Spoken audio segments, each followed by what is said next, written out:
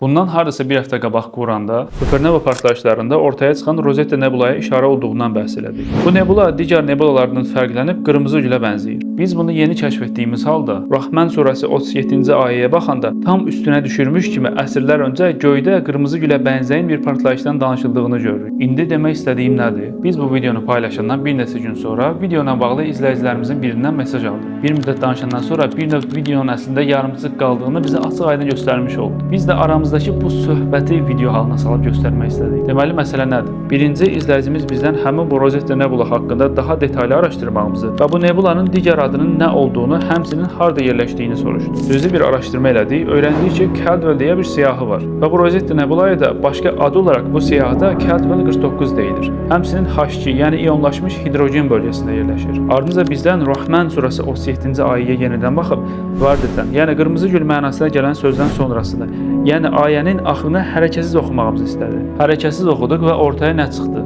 Kəld, ardınca H hərfi və son olaraq ikiliyi, iki şeyi ifadə edən təsniyə hərfləri. Baxın, ayənin sonunun bu cür bitdiyini görəndə keçirdiyim hissləri nə göstərə, nə də sözlə ifadə edə bilərəm. Amma ən azından bunun nə qədər ciddi bir dəlil olduğunu anlada bilərəm. Daha dəqiq başa düşmək üçün mövzunun üstündən bir də keçək. Ortada bir nebula var və bu nebula qırmızı gülə bənzəyir.